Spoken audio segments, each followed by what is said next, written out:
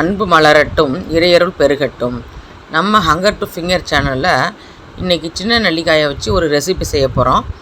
அதுக்கு எங்கள் வீட்டில் நெல்லிக்காய் மரம் இருக்குது.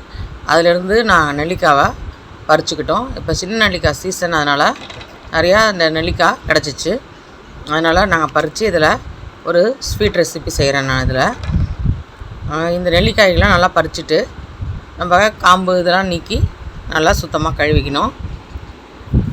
இந்த நெல்லிக்காயில் விட்டமின் சி நிறையா இருக்கிறதுனால நம்ம கிடைக்கும் பொழுது இது மாதிரி செஞ்சு வச்சுக்கிட்டால் சீசன் இல்லாத டைமில் நம்ம யூஸ் பண்ணிக்கலாம். இதுக்காக நான் இதை நெல்லிக்காய்களெல்லாம் நல்லா தண்ணியில் போட்டு நல்லா வாஷ் பண்ணி எடுத்துக்கிறோம். நல்லா சுத்தம் பண்ண வச்சுக்கணும். சுத்தம் பண்ணது நெல்லிக்காய் அப்புறம் வெல்லம் நம்ம நுணுக்கி வச்சுக்கணும். சுத்தம் பண்ண வெல்லத்தை எடுத்து நம்ம இடித்து வச்சுக்கலாம். இதை நம்ம டைரெக்டாக ஒரு மண் சட்டியில் நான் செய்கிறேன். கொஞ்சமாக தண்ணி ஊற்றி இதை நம்ம நல்லா கரைச்சிக்கிறோம். இதுக்கு பாகுபதம்லாம் தேவையில்லை, சும்மா நல்லா கரைஞ்சாலே போதும். அதுக்கப்புறம் இதோட கொஞ்சமாக மிளகாத்தூள், அதுக்கப்புறம் கொஞ்சம் உப்பு சேர்த்து இது நல்லா கலந்துக்கிறேன். கலந்ததுக்கப்புறம் வெல்லம் கரைஞ்சிருச்சு. அதனால் நான் இப்போ நெல்லிக்காய்களை, சுத்தம் பண்ண நெல்லிக்காய்களை கொஞ்சம் கொஞ்சமாக சேர்த்து நம்ம அப்படியே இந்த வெள்ளைப்பாகு கரைசலில், அப்படியே வெள்ளை கரைசலில் நம்ம சேர்த்துக்கணும். இது அப்படியே இந்த வெள்ளை கரைசலில் இந்த நெல்லிக்காய்களை அப்படியே வச்சு நம்ம வேக வைக்கணும். அப்பப்போ மூடி கொஞ்சம் வேக வச்ச பொழுது இந்த நெல்லிக்காய்கள் கலர்லாம் மாறிட்டே வருது பாருங்கள்.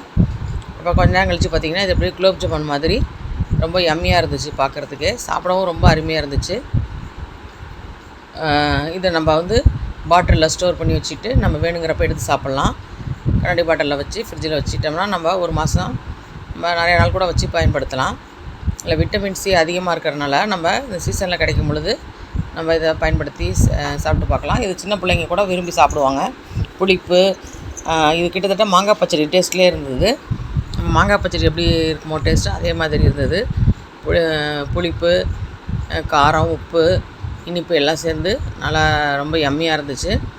இது நம்ம இனிப்பு சாப்பிட்ணுன்னு தோணும் பொழுதெல்லாம் நம்ம இதை எடுத்து சாப்பிட்லாம். நம்மளுக்கு உடம்புக்கு ரொம்ப நல்லது. ஒரு ஹெல்த்தியான ஒரு ரெசிபி இது.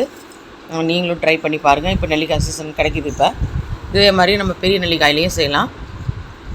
தேங்க்ஸ் ஃபார் வாட்சிங் ஃப்ரெண்ட்ஸ். தொடர்ந்து நம்ம சேனலுக்கு சப்போர்ட் பண்ணுங்கள் ஃப்ரெண்ட்ஸ்.